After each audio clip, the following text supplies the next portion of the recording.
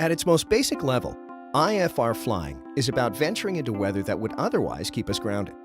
But an instrument rating isn't a license to fly in any conditions, and it doesn't make pre-flight weather assessment any less important. Quite the contrary, in fact, especially for pilots with less experience. The lion's share of your training is spent in the terminal world, instrument procedure after instrument procedure, holding patterns, and very little mandated and required in terms of en route instrument planning. In this video, we'll touch on the biggest weather hazards for IFR flight, along with basic strategies for anticipating them during pre-flight planning. In other videos, we'll delve more deeply into actual weather decision-making before and during flight. Flying IFR both simplifies and complicates weather planning.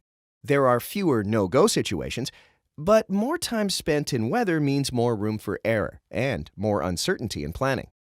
The main goal of pre-flight planning is to erase as much of that uncertainty as possible, to develop an increasingly sharp picture of the large-scale weather situation and the likely danger points. Let's turn our focus to the most common danger points: low ceilings and visibility, airframe icing, and convective activity.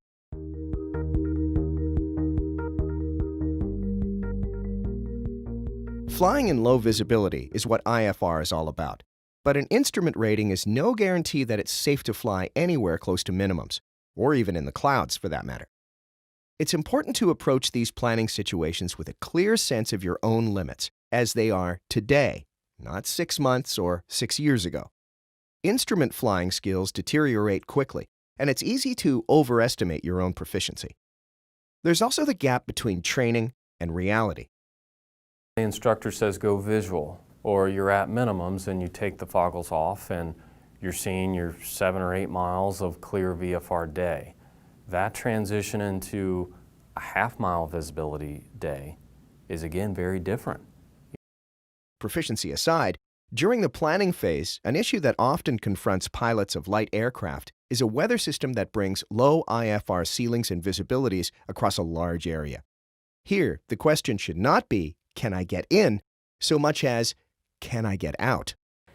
Yes, there is an edge to every weather system, but if you choose an alternate that is within sort of the local vicinity of your primary destination airport, there's a good chance the weather there is going to be exactly the same.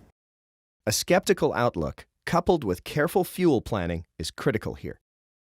The rule of thumb is to start out with twice what you think you'll need. That may sound excessive, but we all know the old saying about too much fuel. Of course, alternate planning is important even in less challenging conditions. Just because the weather is not low enough for you to legally be required to file an alternate doesn't mean you shouldn't always try to have an alternate in mind. Actually go through the process of choosing an alternate even though you don't legally need to, and put that in your flight plan. It'll force you to carry enough fuel that you can make it to an airport where you should be able to get in. But it will also give air traffic control an idea of maybe what you might plan to do if for whatever reason you decide not to go to your primary airport.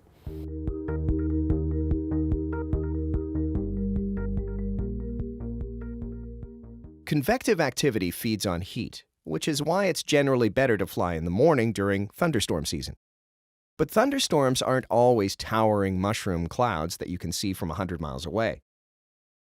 You might have a day where it's overcast at 2,000 and generally looks like an okay day to go fly IFR. But if you start reading into the weather a little bit further, you might see, hey, there's a convective outlook, or worse, there may be convective sigmets out there. And if you start seeing that kind of thing, that could indicate that there may be embedded thunderstorms, which are a major concern, because you may end up in a thunderstorm without ever realizing it was there. Data link radar in the cockpit is hugely helpful in this regard, but there are caveats. Because of the latency associated with NEXRAD images transmitted to the cockpit, data link users need to approach planning with the idea of avoiding large areas of weather rather than threading their way through it. Another radar-related issue is distinguishing between heavy precip that stems from convective activity and plain old heavy rain.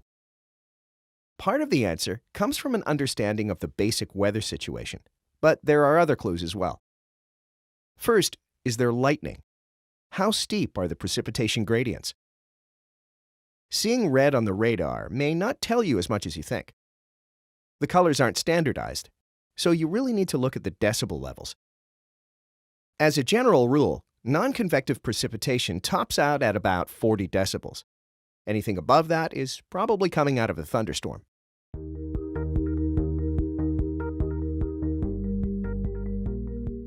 We tend to think of ice as a winter problem in the northern part of the country, but it's not that simple.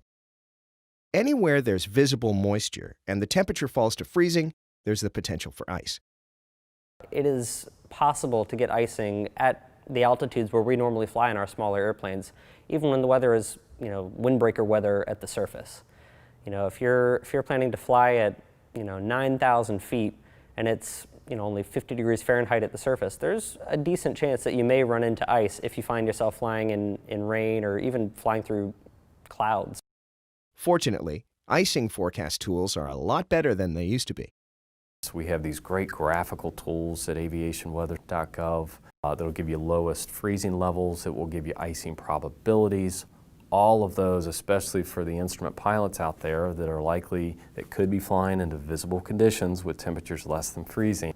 You don't want to penetrate massive areas of predicted icing conditions. It just gives you such few options. It's also a good idea to look carefully at freezing levels in relation to your planned altitude. Keep in mind that the danger zone starts a few degrees above freezing, and that you don't need to actually be in clouds to pick up ice. If you're going to be flying below a cloud layer in the wintertime especially, any kind of precip that's going to be coming out of that cloud may freeze on contact with your airplane. Ice is particularly treacherous in the mountains, where pilots can easily find themselves trapped between high terrain and the diminishing performance of an ice-laden aircraft. We have to think about obstacle avoidance, especially with so much direct-to navigation these days. Without the benefit of charted airways and minimum en route altitudes, more pilots should be relying on those, off-route obstruction clearance altitudes, and especially how then that affects your potential cruising altitudes and then your potential for turbulence, icing conditions. Data link radar can also be helpful here, but keep in mind that the radar can't see the temperature of precipitation. The colors you see are based on algorithms that predict the line between liquid and freezing precip, but they're not exact. So just because you see green rather than pink or blue doesn't mean it's safe.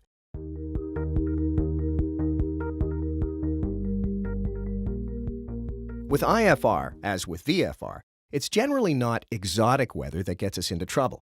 The uncomfortable truth is that it's usually pretty mundane weather coupled with a pilot whose basic instrument flying skills have atrophied. As with most things, the key is to devote a little extra time and effort. It has to involve more than just your trips to the airport and preparing for a specific flight. There's just not enough opportunity for us. We have to develop, I think, a healthy addiction to weather, to watching weather, to seeing how weather develops. If a weather addiction is asking too much, don't be discouraged. When all's said and done, basic weather knowledge, coupled with proficiency and sound judgment, is enough to keep you safe in almost any instrument flying situation.